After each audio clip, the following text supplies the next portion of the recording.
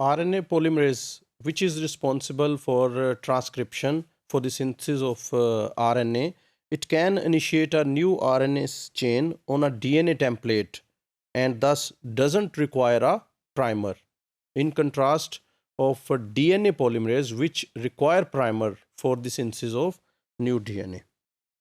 This requires that the DNA template be brought into the polymerase active site and held stably in a helical conformation. So the DNA must be in contact of the enzyme's active site, and that the initiating ribonucleotide be brought into the active site and held stably on the template, while the next nucleotide is presented with correct geometry for the polymerization to take place. So first it is prerequisite that the DNA, double helical DNA, must be brought to contact to the active site. Then the new ribonucleotide should be stably in contact with the polymerase.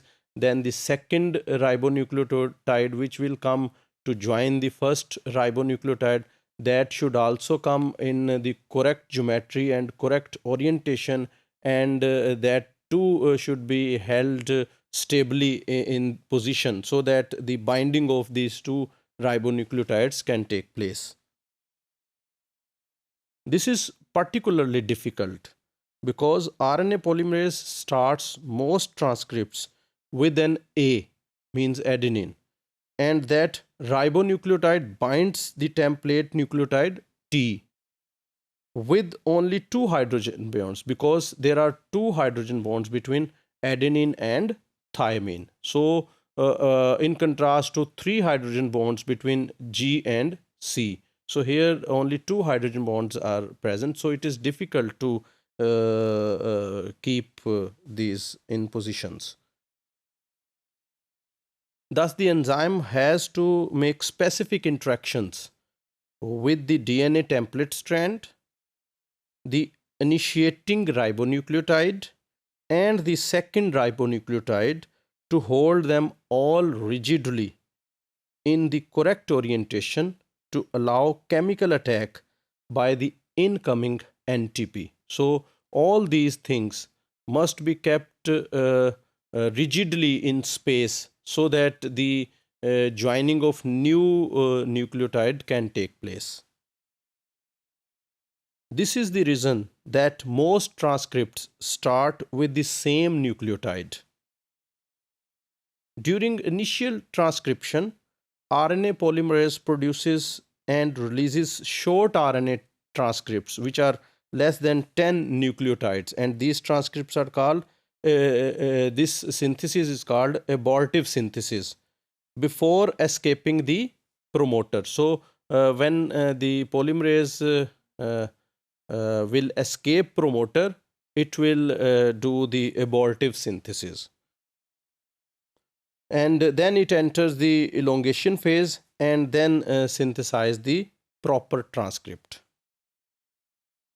It has long been unclear how the enzyme's active site translocates along the DNA template during initial abortive cycles of transcription. 3 general models were proposed to explain this. The first model is the transient excursion model, and this transient excursion model proposes transient cycles of forward and reverse translocation of RNA polymerase. So this is transient cycles of forward, reverse, forward, reverse, forward, reverse. Thus, polymerase is thought to leave the promoter and translocates a short way along the DNA template, synthesizing a short transcript before aborting transcription, releasing the transcript, and returning to its original location on the promoter. So this will be repeated. So here in this you can see this is minus 35 element, and polymerase lies here. It starts synthesis here, and after synthesis it has moved forward, but after synthesis and release of this abortive DNA, it comes back and it comes at its original site, which is minus 35.